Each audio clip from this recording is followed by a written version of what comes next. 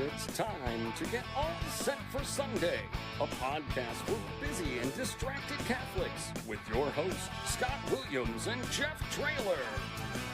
When I hear the coffee brewing, I think, what the heck we doing? Because I got barely any sleep last night. As the diaper bag I pack with Hot Wheels dollies and some snacks, I say a prayer there'll be a seat in the crime room this time. It's alright, cause I'm all set for Sunday. It's alright, cause I'm all set for. It's alright, cause I'm all set for. It's alright, cause I'm all set for Sunday. Welcome to All Set for Sunday, a podcast for busy and distracted Catholics to be a little more prepared for Sunday Mass. My name is Scott Williams. My co-host is Jeff Traylor. Hey, Jeff. Hey, Scott. How's it going, bud? It's wonderful. Well, I mean, it's Lent. It's Lent. So Fifth Sunday in Lent. Solemn. It is solemn but joyful. Yeah. Well, we're just coming out of the joy. Yeah. Father Meyer, how are you? I am so delighted to be with the two of you men today to talk about God's living word. Oh, Thank you. thanks. I would feel special, but I think you are delighted to talk to anyone about God's living word at any moment of any day, and that's part of what I love about you, Father.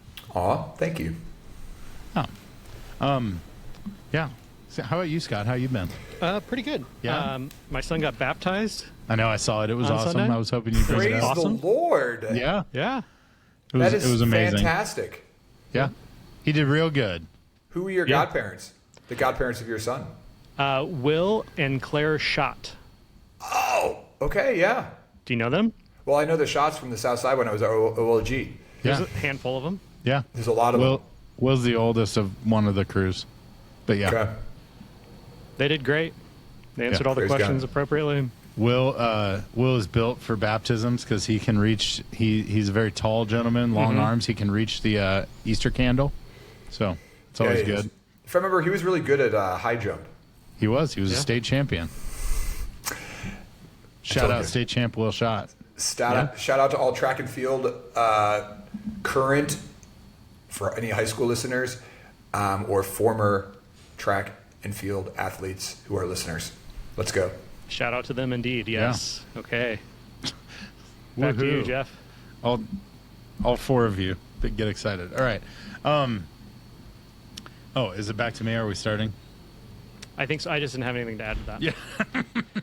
I would say from track and field, let's strive for greatness, and we can only do that with God's word. So, Jeff, why don't you take us to I the was going heights? to say, Father, it's a rare situation. You did a fill-in for us. Either this is your fill-in or you just recently did, but I feel like we just had you on the podcast. So you're getting double, in a season like Lent, we get double Father Meyer Lent weekends. In cycle A. Yeah. Not a bad Wow. place to be. Not bad. All right. Yeah, it's fun stuff. So I'm excited to see how the stations continue. So, Ready Yeah. for the 2-minute drill? yeah.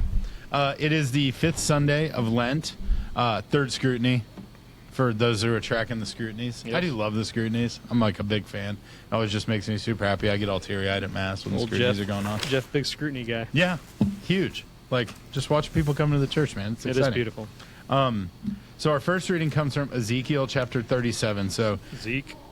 Ezekiel, God tells his people that he's not finished with them.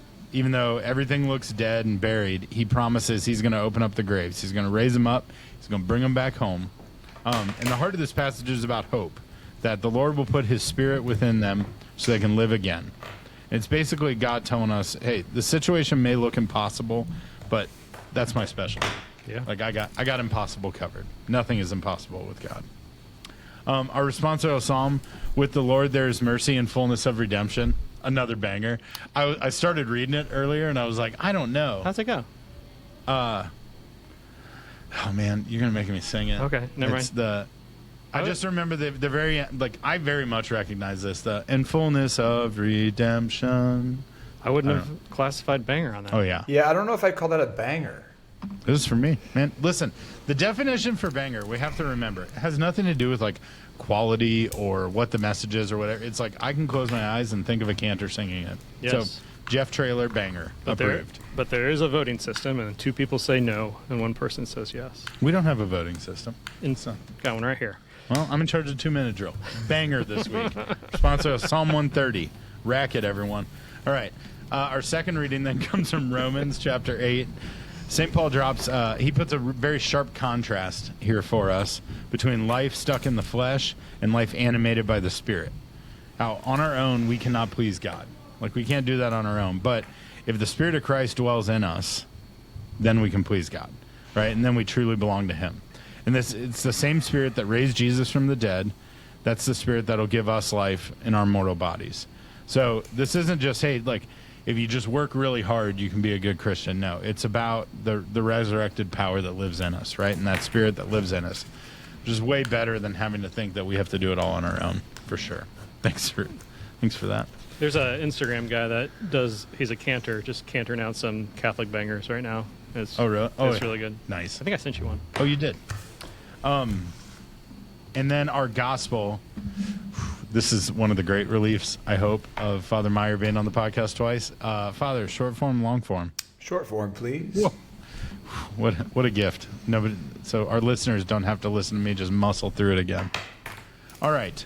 You want me to help you with the brackets? No, I pre-marked my good job. book knowing that we had Father Meyer on. The sisters of Lazarus sent word to him saying, Master, the one you love is ill.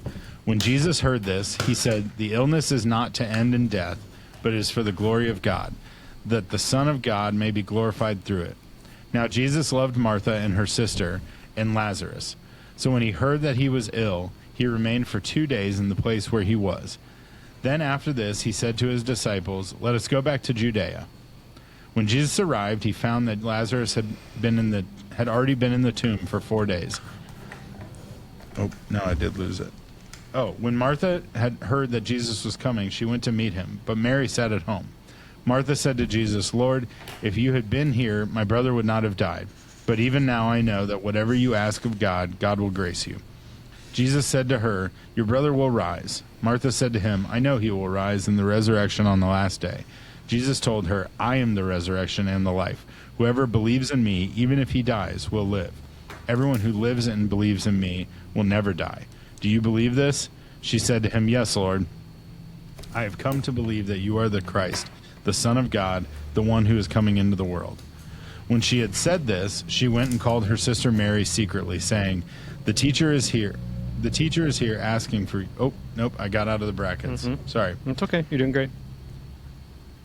Yes, Lord, I have come to believe that you are the Christ, the Son of God, the one who is coming into the world. He became perturbed and deeply troubled and said, where have you laid him? They said to him, Sir, come and see. And Jesus wept. So the Jews said, see how he loved him? But some of them said, could not the one who opened the eyes of the blind man have done something so this man would not have died? So Jesus, perturbed again, came to the tomb. It was a cave, and a stone lay across it. Jesus said, take away the stone. Martha, the dead man's sister, said to him, Lord, by now there will be a stench. He has been dead there for 4 days. Jesus said to her, did I not tell you that if you believe, you will see the glory of God? So they took away the stone, and Jesus raised his eyes and said, Father, I thank you for hearing me. I know that you always hear me, but because of the crowd here, I have said this, that they may believe that you sent me. Ooh, I'm struggling, guys. And when he had said this, he cried out in a loud voice, Lazarus, come out. The dead man came out, tied hand and foot with burial bands, and his face was wrapped in cloth. So Jesus said to them, untie him and let him go. Now many of the Jews who had come to Mary and seen what he had done began to believe him. All right. That was Sorry, hard. Don't get yourself down about that. You did a nice job. Thanks. Father Meyer, did Jeff get anything wrong? He did again, but we understand that this is hard because it's not like the gospel book where everything is taken out. So Jeff, good job for the situation that you're in. Sometimes you just have to embrace where you're at. Should we get a gospel book? I don't know if we should. That Jeff doesn't would feel spend right. the entire time just like holding it above his head. I don't know if he would ever. Should we just get a deacon? Wow. You just adopt a deacon for the podcast and just come in and read. The deacon just comes in and then he leaves. He's like, I got other things to do. Zoom bombs in, reads the gospel, just out. Kind of like when priests do like the preaching thing, and they come in and just preach and then they leave. Have you ever they just been walk talking in, about? preach, and leave. It's always weirds me out. Yeah. Yeah. All I right. like it. All right, Father Meyer, what are you preaching on this weekend? Well, thank you so much for asking. As I mentioned 2 weeks ago, we are focusing on the Sacrament of Holy Matrimony during our preaching during the season of Lent. Marriage. Why? Because many people are married, and we want them to stay married. And I think that this passage of the story of Lazarus is actually a pretty profound image of marriage. So let's talk about that for a little bit. First off, of course, our theology of marriage is that marriage is a sacrament because it is a participation in the marriage between Christ and his church. So early in this passage, we have who? We have the conversation between the woman and Jesus. And that conversation is actually, if you go through that conversation of what's happening, we have a conversation about, do you believe in me? And so I'm going to ask all married couples to think about what was really your dating process? What was your courting process? Wasn't it really a question about, do you believe in me? Do you believe that I'm the one? One thing that I always talk to my brides and grooms about in their marriage prep is that I always ask the question, like, did he get down on your knee? And, the guy's always like, well, of course I did. And then I ask the question, why? And we ultimately get to this conversation about the fact that it's easier to wash a woman's feet on your knees than it is standing. And so that posture of humbling yourself before her is really, do you believe in me? Like, do you believe that I'm the one who can protect you and defend you and uplift you? And do you believe that I'm the one that can do this? So I think like there's this beautiful dialogue between the man and the woman, which is Christ and his church. We're all that woman. So I think that happens, right? So we have kind of like this espousal, this trusting that happens. And then what happens? Death enters in, right? So when we enter into the Sacrament of Holy Matrimony, we realize that it's hard. And it genuinely takes a daily dying to self that then ultimately will always lead to life. But that marriage really is this ability to die and to rise again with each other. And that is what we see in this story. So there is this trust that Mary and Jesus have. There then is death that enters into the storyline. And I think that one of the powerful things about, like, no matter where you're at in your marriage, if Jesus can raise someone from the dead, if he has that power and that ability, then he also has the ability to raise your marriage from what may seem like death. That Christ, who has this power and authority, has this power and authority in your relationship as well. And one of the things that is really powerful about this story as well is the fact that Jesus says, untie him. And so when we look at unforgiveness, when we look at struggle in relationships, it's often because we ultimately tie people up by their weaknesses, by the last thing that they've done to us, and we box them in. And I think in all relationships, that ability to let someone be forgiven, to be loved, to be embraced for who they are. And within marriage, that's just as real as it is in any other conflict or relationship that we have, is to look at that other person and to actually let them be who they are as God's sons or as God's daughter. So I'm going to invite my couples just to realize that Christ is with you in those struggles that you have in your marriage, that Jesus weeps with you. Like, whatever struggles you have in your marriage, whether it be a conflict, whether it be a division, whether it be sickness, whether it be suffering, the death of a parent or the death of a child or the death of a loved one, or whether it be the struggles that you have in raising your children, that Jesus is with you in those deaths that you have in your own relationship, that he weeps there with you in the midst of it. But he also believes in you because you are the church. Like, the two of you are married to each other as Christ and church, but you also are the church together, and Christ believes in your marriage, and he believes that you can do this. And just as he rose Lazarus from the dead, he can raise your marriage continually again. But then in the midst of that, we have to constantly, like, untie each other from the from the bonds that we put on each other in our own brokenness. So we have to actually like let people live and let people truly be alive. So those are the thoughts where I'm having. It's a Monday. I would like to say we're recording this on a Monday, so I might be a little Subject to change, but that's where I think that I am going.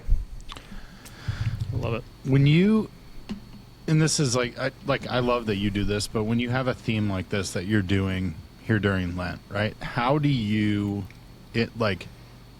make sure that this is obviously a very important thing to the church, right? And married couples and families and all that. But how do you make sure you're engaging with the unmarried in this? Correct. Or people who maybe we have had some trauma around previous, marriages, or they're in a broken marriage, or, they're divorced, they're, separated, whatever.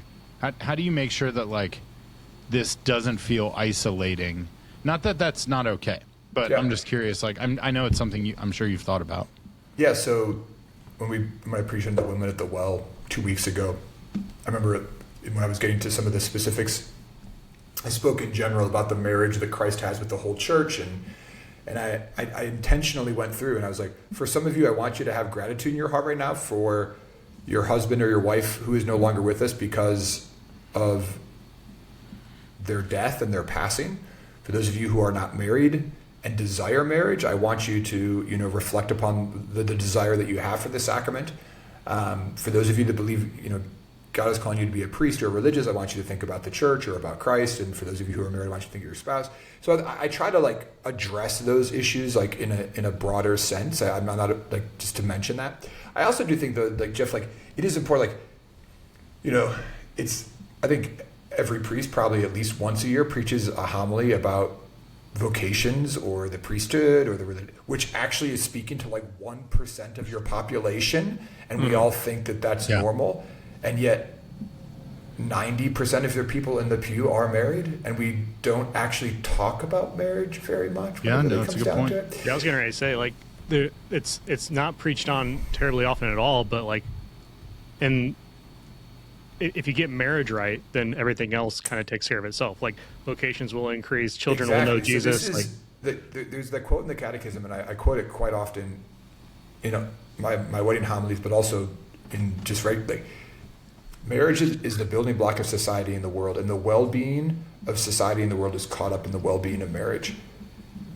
The number one determining factor about culture and society is how strong marriages are.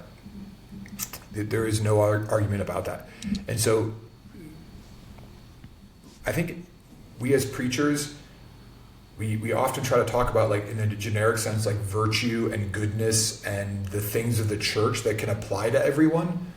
And I think it's really good to just focus on marriage as well, not just these overarching ideas of morality or truth or virtue, but to actually talk about it blatantly, here is this struggle that a lot of people are having, or just the normal way that most people are going to engage in the sacramental life of the church, which is through the sacrament of holy matrimony. So yeah. No, I do appreciate it. I think societally, and then you see it sometimes in the church too. We try to widen the box so that everybody fits in the box with our message and things. But sometimes it's okay to hear the message for somebody else.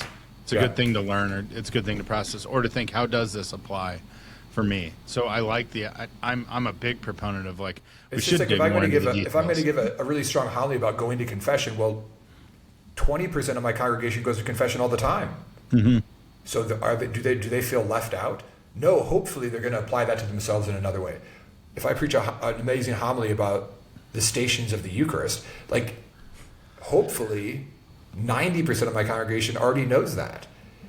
But I'm hoping that 10% is going to get it right. So you're always going to have that.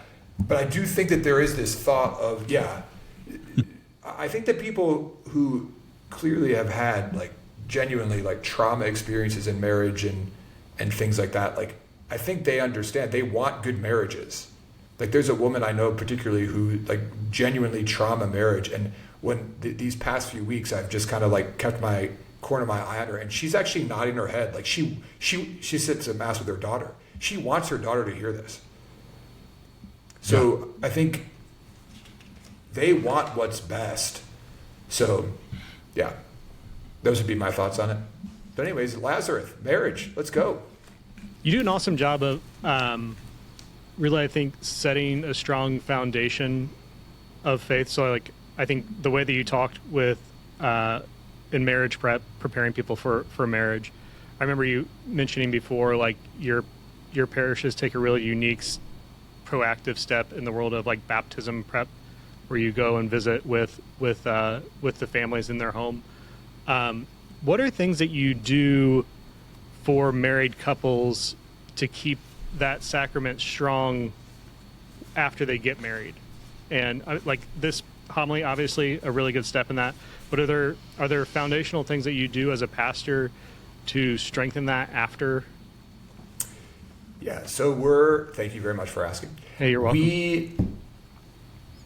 We offer 2 times a year a marriage retreat for our couples here in the parish, and we fly in speakers. We call that marriage enrichment.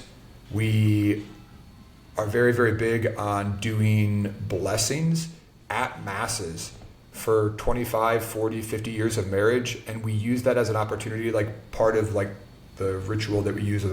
We genuinely, the beginning of the rite says something like, as we invite the couple forward, it's like, you stand before all married couples as a sign and as a witness to remind them of the faithfulness that they are called to give to their own spouse. You stand before your children and grandchildren so like we try to constantly bring marriage forward in that sense. And I know like there can be a tendency to say like, we'll do that outside of mass. We don't want to stand in front of people, but like we've just made a very, like we want it to be our culture that we're celebrating marriage publicly, if that makes sense. Yeah. And then, we celebrate World Marriage Sunday really big in February with the blessing of all married couples. I would say those are probably, and then we have in our local area marriage counseling that we readily promote to try to help people have the resources when there is a problem to address it early instead of waiting. So those would probably be the things that I'm thinking of off the top of my head, besides just having like men's ministry and women's ministry very, very active, because that's, if the man is strengthened, he's going to strengthen his marriage and his children. If the woman, so we have really, really strong women's ministry and really, really strong men's ministry, which I think then just bolsters the marriages. That's cool. All right, you got anything else? I got nothing. No. All right, That's let's do great. some Thank dumb you. questions. All right. Dumb question. The Archdiocese of Indianapolis currently has a soon-to-be opening for Chancellor. Oh, really? I didn't know that. Yes. Yeah, you did know that. But okay, yeah. My question for you is, what does a chancellor do? What's a chancellor? This is a conversation I've been having with people over the last couple weeks, and I was like, I like to say some things, but I'm not saying them with confidence. I'm kind of unsure. So is this a canonical role? Like, give me what you got. So it is a canonical role. I think that it can be looked at and it can be made like a bigger position than like all that it's required to be. In its basic sense, the chancellor is in charge of administrative when it comes to the documents of the diocese, so diocesan records and archives. That's really what they're in charge of. Is arranging, safeguarding, and making sure that all the paperwork of the diocese and the record keeping of the diocese is taken care of. And like they're the official notary of all documents, letters that are sent out by the bishop. So they make sure that all of that is actually taken care of. That is like the strict role of what a chancellor does, is like their seal, their sign, and their signature would be put on all of the official decrees of the diocese. That's really, and then I think communicating those formal communications with the rest of the church or with the clergy of the diocese. So they would, but I'm not Father Joe Newton would be a really great person to ask specifically on that, but those are the things that I understand, that their signature, their official records, official minutes keeping, and then communicating that with the diocese, I think is what they do. Yeah, those are things that were not on my list of things I was saying I thought the Chancellor I think did. So that's perfect. But the reality is that they often will take on more of a role. Yeah. In our diocese, I truly like the Chancellor has kind of been looked at as like the right hand person of the, Like they manage bishop. operations for the diocese. Like, yeah, which is also kind of like the Vicar General, I think. Like the Vicar General actually manages the Chancellor. I'm not exactly sure. I'm going to stop talking because I don't want to. I can say what I think. I think the way that it's operated, at least in Indianapolis, has been like the Chancellor oversees the operations for the Catholic Center and stuff and its ministries. The Vicar General is more on the priest and pastoral side of things. I don't know. I could be wrong.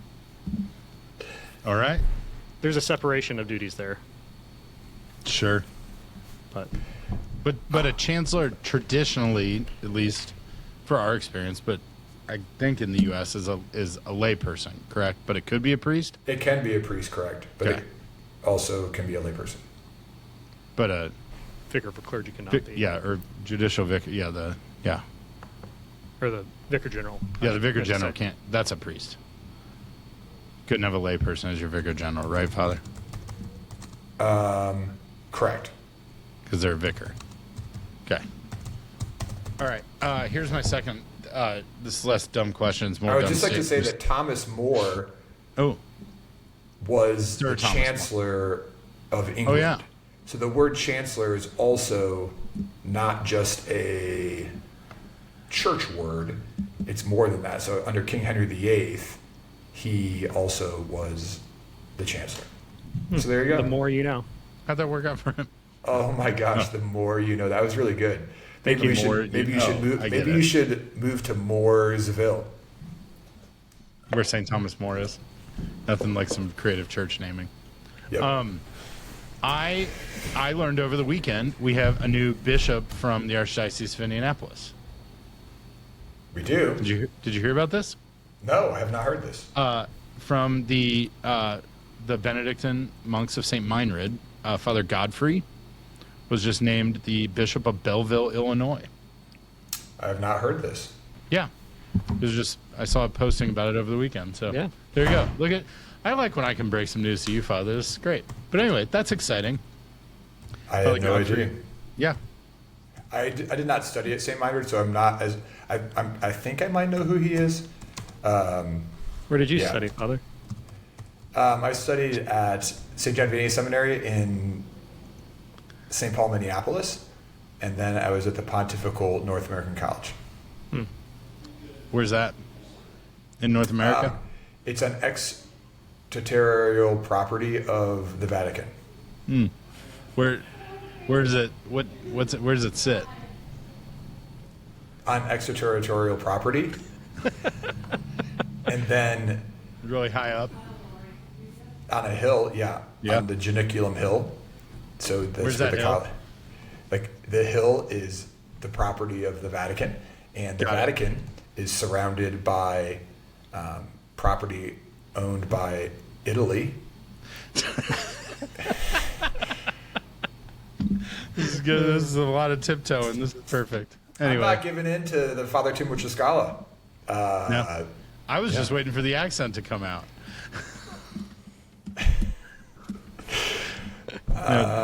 We all know how much Speaking you of love that, your Italian. I need to get a hold of Father Paolo. Oh, we all need to get a. Yeah, everyone on here should storm Father Paulo to be on the podcast. We want him on. Anyway, Yeah, if all the listeners, he's up in Fort Wayne. Just Yeah. start looking for a Father Paolo in Fort Wayne and tell Fort him Wayne, to be on the Google all set Father for Paulo. that'll be the first time there'll be two priests because I will be on that podcast with him with my great. Italian Let's just accent get the him on. entire time. Let's just trick him into it. This will be perfect. All right. Anyway, All right. so yeah, new bishop from the Archdiocese. That's exciting. That is exciting. I had no idea. Yeah. Well, there you go. I saw you Googling it, so you must have confirmed that I was right. It's true. I had no idea. All right. That's all I got. Thanks, Father. Have a great day. God bless you all. Peace. Bye, Bye. Father. Look at that.